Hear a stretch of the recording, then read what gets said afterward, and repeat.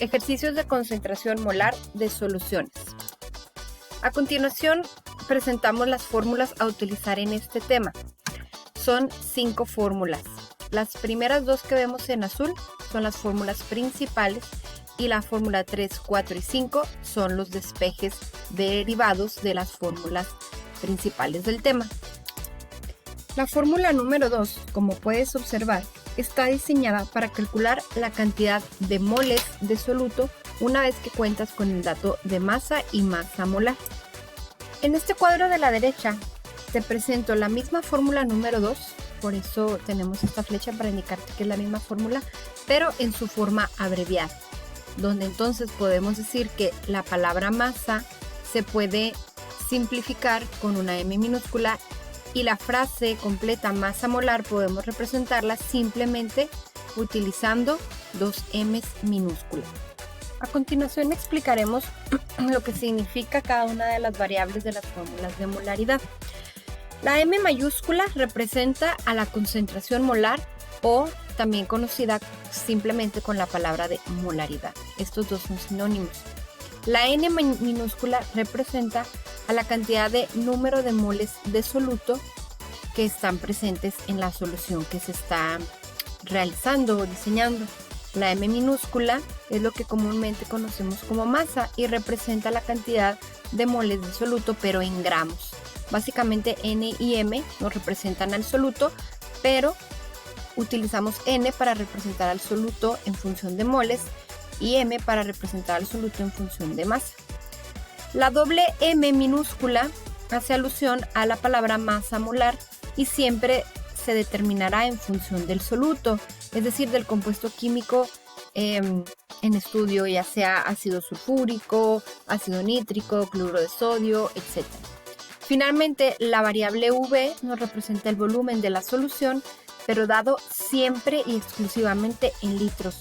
Por lo que si en tus ejercicios te dan un volumen en otras unidades, ya sea mililitros, onzas, centímetros cúbicos, deberás hacer la correspondiente conversión a litros. A continuación vamos a explicar un ejemplo. Este ejercicio ya lo hemos explicado en la sesión número 17 de MIT, que vemos que estoy pasando, por lo que me voy a ir directo al ejercicio número 2, que es este. ¿Sí? Vamos a hablar de un tema que es la diálisis. Este tema ya te fue encargado en tu actividad de apertura del bloque hace casi más de un mes.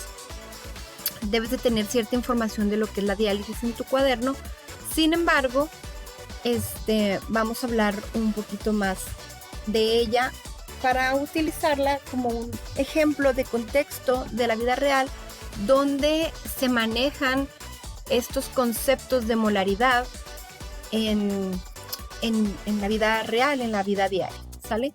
El siguiente fragmento que voy a leer es un fragmento tomado de un artículo extenso sobre diálisis y soluciones de diálisis. Es información general y recuerda que solo es para que tengas una idea de los contextos reales donde se aplican estos temas. Sin embargo, no se pretende con el video que seas experto en diálisis, ni es este tema un tema de examen. A continuación dice el texto. Las soluciones de diálisis peritoneal, que es lo que significa esa abreviatura, diálisis peritoneal, en uso clínico comparten la ausencia de potasio y la concentración de sodio de entre 132 a 134 milimoles. Concentraciones de sodio más altas limitarían el aclaramiento peritoneal de sodio por difusión y más bajas podrían favorecer algo que llamamos la hiponatremia, aunque se han explorado para aumentar el balance negativo de sodio. Existen soluciones con diferentes concentraciones de otros electrolitos, lo que permite individualizar el tratamiento. La concentración de calcio en las soluciones más habituales oscila entre 1.25 y 1.75 milimolar. Fijas, aquí nuevamente en el artículo científico nos hablan de milimol o milimolar. La concentración de 1.75 milimolar favorece un balance positivo de calcio. La concentración de 1.25 milimolar puede producir un balance negativo de calcio, especialmente con las soluciones que consiguen una mayor ultrafiltración. Las soluciones con 1.5 milimolar de calcio fueron diseñadas para poder administrar quelantes de fósforo con calcio, sin riesgo de hipercalcemia. Estos quelantes aportan bases, por lo que la asociación de altas dosis de quelantes con un alto volumen de soluciones de diálisis peritoneal de alto contenido en tampón pueden causar alcalosis metabólica en algunos pacientes. A final de cuentas, ¿qué te quería decir o qué te quiero expresar con este texto? Hay muchas palabras que yo sé que no entiendes, el contexto general probablemente te es muy ajeno. Primero que nada, recuerda que estas palabras que están resaltadas en azul, hiponatremia, hipercalcemia, quelantes y alcalosis metabólica, es necesario que las investigues tal y como te he aclarado en una de las sesiones de MIT previas y las apuntes en tu glosario del cuaderno de química. Si te fijas, pues es un fragmento, como te decía, de un artículo de investigación, que el artículo se especializa en analizar las concentraciones de electrolitos. ¿Cuáles son los electrolitos jóvenes? Son sodio, calcio, potasio y otros iones que tenemos en la sangre y que ayudan a que tu hidratación sea la óptima y que ayudan también al buen funcionamiento del riñón para que éste mantenga una buena presión arterial. Todo esto son temas relacionados a la diálisis. La diálisis es un proceso, un procedimiento mediante el cual se limpia la sangre de las personas cuyo riñón ya no está en un correcto funcionamiento. ¿Sale? Aquí tenemos precisamente la definición de lo que es la diálisis peritoneal. Dice, es una forma de eliminar los desechos de la sangre cuando tus riñones ya no pueden realizar esta función adecuadamente. Entonces, pues es un tema de interés general. ¿Por qué? Porque estadísticas nos dicen que en México es una de las principales enfermedades crónicas junto con el cáncer y la diabetes. La insuficiencia renal es muy común en nuestra comunidad mexicana. Entonces, en este contexto, chicos, si se fijan, cuando alguien va a realizar diálisis en un hospital o hemodiálisis, bueno, son procedimientos diferentes. En específico, la diálisis se necesita hacer estas soluciones de diálisis a ciertas concentraciones molares de estos electrolitos. Fíjense cómo funciona la diálisis. Aquí dice que un líquido purificador lo conectan a tu abdomen y circula a través de una sonda que le llamamos catéter. También tienes que investigar esta palabra, ¿sale? Este catéter lo conectan a tu abdomen. Y entonces en el abdomen tenemos un tejido que lo reviste. Ese tejido que tenemos en el abdomen, jóvenes, se llama peritoneo. Y este peritoneo actúa como un filtro, precisamente, y ayuda a quitar los desechos de la sangre. Después de un periodo de tiempo determinado, el líquido con los desechos filtrados fluye hacia afuera del cuerpo a través del catéter y se descarta, es decir, lo desechamos. Estos tratamientos son comunes a realizarse en casa o en los trabajos. Ellos mismos se los realizan, los capacitan y tú solo haces tu diálisis y vives así ya para toda la vida con ese catéter conectado. Si ya eres una persona mayor o que no tiene mucha movilidad, generalmente lo hace un familiar por ti en casa o con un responsable del procedimiento. Entonces, las soluciones que se usan aquí para diálisis peritoneal deben ser estériles, tienen agua, estos electrolitos, y deben ser preparadas con extremo cuidado, precisión y exactitud.